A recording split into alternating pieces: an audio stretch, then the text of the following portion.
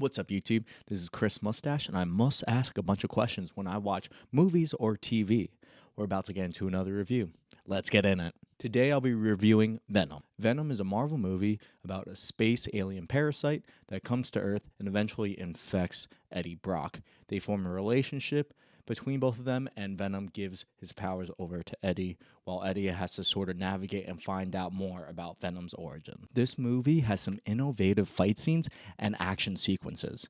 So the car chases are bland, they're pretty much normal like any other film. But what they do differently with this is because of Venom's powers. Venom's powers is a little bit like Spider-Man, where he has this web, but his web is all over his body and he can sort of stick onto things all around him. And because of that nature, because of the nature of his power, the fight scenes and the action sequences were very interesting to watch. They weren't like your traditional choreographed fight scenes. We're not bound to just the regular human body. We can morph and shape into different things because of Venom's power. And that brings me to my next point of what I liked most about this film is that the CGI is spectacular. I thought Venom looked disgusting and intimidating and gross and amazing all around. He almost evoked a sense of putrid, animalistic hunger, and I really thought that the artist behind that did a great job. Now on to the bad parts of this film. So the first act is super cheesy, and I wish they cut it out and sort of started later on. So in the first act, we're introduced to Eddie Brock, who is a snarky investigative reporter that'll do anything for a story. Sounds very familiar, doesn't really give us much of a nuance to his type of character. I really didn't get a sense of anything that was interesting about him, anything that really made him better than any other character. So here's a spoiler real quick from the movie that I really didn't like about that first act. So in the first act, the wife decides to leave him after she finds out that he used information on her computer from a client at her law firm to out a very powerful scientific man who ends up being the villain of this film. And I thought that her leaving him, there was really not as much precedence behind it because it seemed like this was just the breaking point. And in most relationships and in relationships in general, I would get a sense that there would have had to been some bad stuff beforehand. And when we're introduced to them, they have this very lovey-dovey, corny romantic comedy relationship, but then very quickly she decides to turn the script and leave him even though they are engaged. So you would think someone that is deciding to be in a long-term relationship would want to talk this out, and they don't do that at all. They just sort of let her go and she just walks away from him. And I think, even though movies aren't supposed to be, they're not going to be guided by reality. So that never happens. It's not going to be exactly like the way reality is, or else it wouldn't be a movie because it's all fiction. It's all fake. But within the context of the film, with the logic of what they were setting forth in the very beginning, it seemed like it was unnecessary. So that's the end of the spoiler. The villain in this movie is super corny as popcorn. Yeah, that was some corniness overload right there. But anyway, he didn't have any unique twist to him that we could be accustomed to when thinking about other sort of villains in the past. So think of Thanos, whose motivation was to bring a balance to this world. Or think of Joker, who just wanted to see chaos, just wanted to see the world burn. So those kind of unique characteristics is what made those villains very gripping and captivating to watch. While this villain in particular was nothing really extraordinary. So during the movie, and you'll sort of see this pretty early on, he will do anything and he will sacrifice anyone to learn more about Venom and all the other parasites that came from space. I think what would have made him more interesting of a character is if he sacrificed his own child or maybe his wife or someone else personal in his life to really bring him over the edge to that next level of villainy.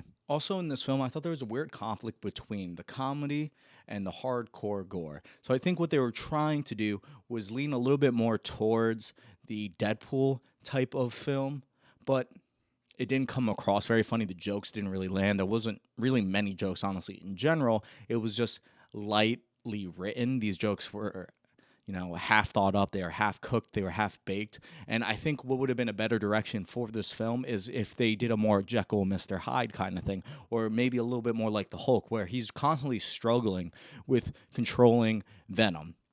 And they do this a little bit, but they don't really do it well enough. And this movie's bad execution of the comedy and the gore reminds me a lot of Blade 3. That is the one that I didn't like as much as the others. People will have different opinions, obviously, but I thought they didn't do the balance well enough. So I thought maybe they should just have picked one side and just stuck with it. Or if they did add the comedy would be sprinkled in while this man has to really deal with Venom, who is a parasite in his body. Again, talking about logic within the context of the film, there's a turn of character for Venom, and Venom has his own consciousness, his own voice, different from Tom Hardy, who plays Eddie Brock. So that character has a change of heart when it comes to humanity and everything that is happening to him.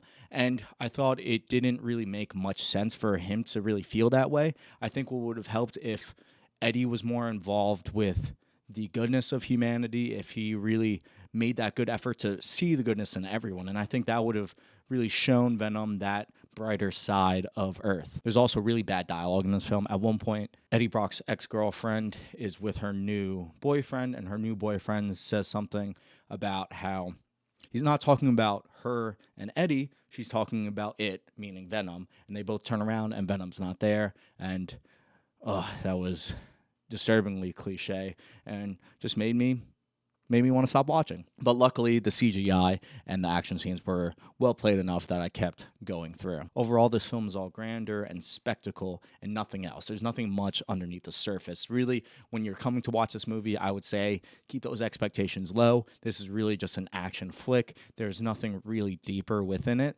And honestly, the writing is so distracting that it could be a real miss for a lot of people and not even worth the time to watch. So I'm going to give this film a 3 out of 10. This is definitely not something that I would recommend to anyone, honestly. The only people I would say that should watch this, if you're just really in the mood for just a cool type of character, I would just skip around in the film to find those fun action spots and don't even bother watching the beginning of it because it's a waste of time. Or you could put this movie on in the background when you have family get-togethers, when you need to appease a bunch of people and most of the people are not even watching the movie. This would be a good crowd pleaser.